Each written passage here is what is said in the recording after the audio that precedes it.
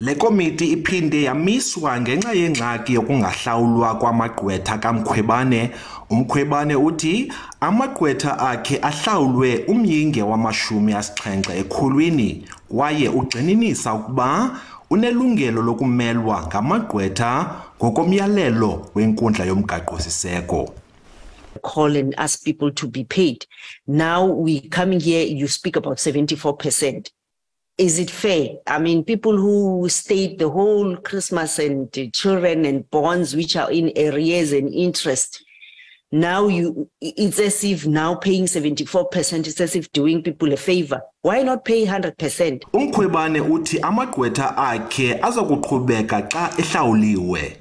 I must emphatically state as well that yes, I never gave them an instruction to proceed for now until all these issues are clarified. So I think that should be clear, and not to say the legal team is on strike. Le komiti iza kuthetha-thethana ne-ofisi yomkhuseli woluntu kulindeleke ukuba iphinde ihlale ngoLwesithathu ukuze ive ubungqina kumsebenzi womkhuseli woluntu uBianca Mvuyana. It is clear that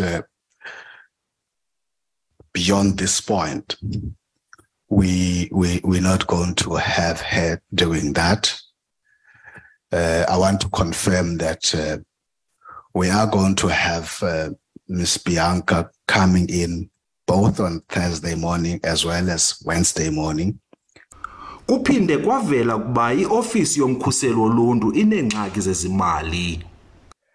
I was at a meeting of the Justice Portfolio Committee where the acting public protector presented, and it was quite clear to Al Jamal that the cost of this hearing has bankrupted the public protector's office and they can't continue doing their work and they may have to close down. Le komiti iza kuphinde ive ubungqina koyesakuba ngusekela mkhuseli woluntu uKevin Malunga ngoLwesihlanu.